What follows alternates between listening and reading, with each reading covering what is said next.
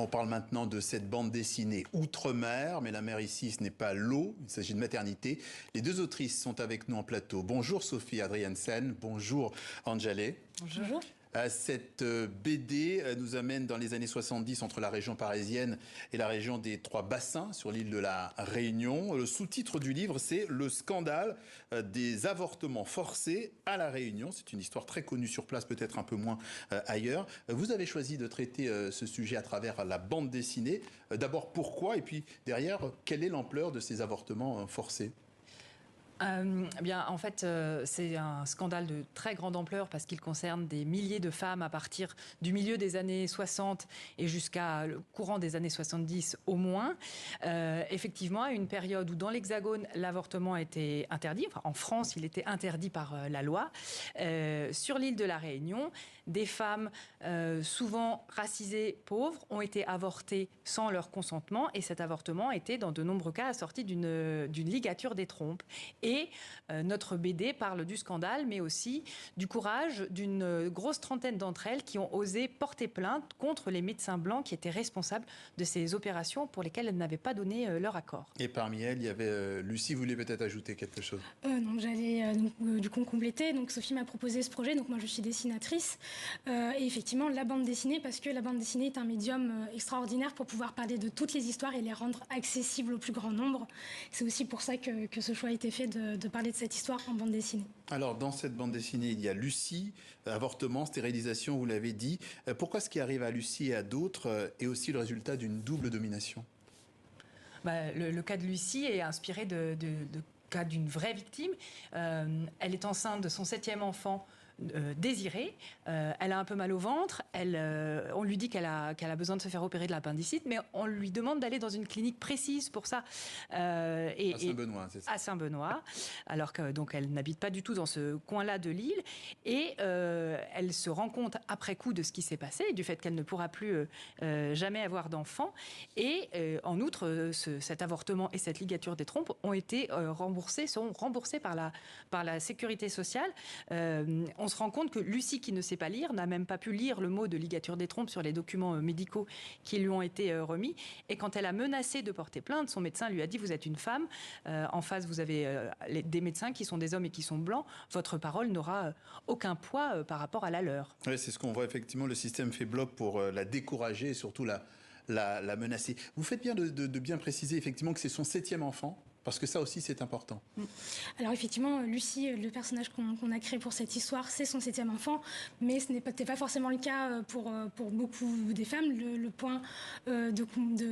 point commun entre ces femmes, c'était avant tout la précarité et pour une grande majorité, le fait d'être non blanc. Mais il pouvait y avoir des femmes qui, après 1 ou 2 enfants, pouvaient se retrouver effectivement avortées et stérilisées. Il y avait également un contrôle des cycles de manière générale, puisqu'il y avait aussi des produits qui étaient interdits en France, en Hexagone, et qui étaient testés sur les femmes pour les empêcher. Le dépôt Provera, par exemple. Exactement, voilà, qui donnait un contraceptif, c'est ça? Un contraceptif qui avait des effets secondaires extrêmement difficiles et qui était interdit. Oui. Effectivement, vous disiez... Pourquoi on évoquait effectivement le fait que ce soit le 7e enfant? C'est parce qu'il y avait aussi... on limitait la natalité sur place. Il y avait des affiches qui disaient très clairement « Ils furent heureux et n'eurent pas trop d'enfants ». C'était clairement une démarche politique. Quel était l'objectif? L'idée, c'était de contrôler, oui, la natalité et la démographie dans l'île.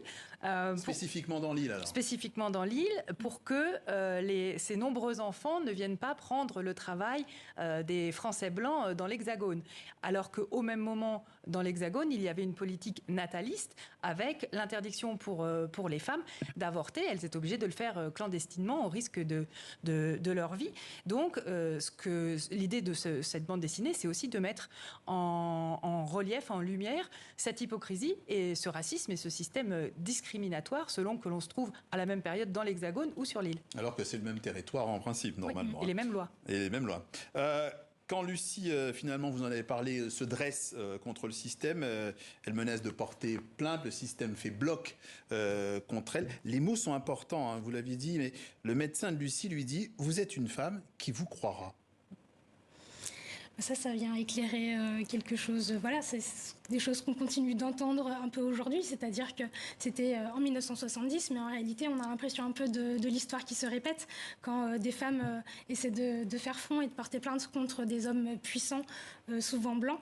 Et ben voilà, il y a ce système qui se retourne un peu contre elles et qui, au final, place les victimes en accusés, au final. Donc c'est un peu des choses qu'on va retrouver au fur et à mesure du livre, et notamment dans le procès qui est traité vers la fin du livre. Et le procès, justement, parlons-en. Alors, c'était quand même des proies faciles, hein, puisque vous l'avez évoqué, elles n'étaient pas capables forcément de reconnaître les opérations. Comment on en arrive à ce procès? Comment arrive cette révolte? Alors ça se passe avec l'aide des militants du Parti communiste révolutionnaire, réunionnais et du journal du PCR Témoignage, qui vont les aider à porter plainte, qui alertent la presse. Mais sauf qu'il y a une double humiliation pour ces femmes au procès, parce qu'en fait on leur demande de livrer des choses très intimes. En plus de la honte que c'est de ne plus pouvoir avoir d'enfants, elles doivent exposer des choses de leur vie conjugale dans un procès qui se déroule au tribunal de correction de Saint-Denis, qui est plein à craquer, parce que c'est un procès qui fait vraiment date, et leur vie personnelle se trouve exposée, questionnée et accusée finalement, parce que les médecins en face expliquent que c'était soit pour obéir aux ordres, soit pour le bien-être de l'île qu'ils agissaient. Avec des conséquences aussi sur elles, sur leur propre vie derrière, même dans leur vie intime en tant que couple. Oui, c'est ça. Donc il y a même effectivement des maris qui ont pu après demander le divorce, par exemple, et puis des femmes pour qui le statut de mère était quelque chose de très important, qui du coup se retrouvent privées de l'accès à ce statut. Après, concernant les opérations et le manque d'informations, c'est-à-dire que tout était un peu mis en place pour que ce soit caché, puisque ces opérations n'étaient jamais nommées comme des avortements, mais passaient par des appellations différentes, comme des myémectomies ou des ablations de l'appendice, afin de pouvoir contourner la loi et en plus bénéficier du remboursement de la sécurité sociale. D'un mot, parce qu'il ne nous reste plus beaucoup de temps, c'est presque terminé.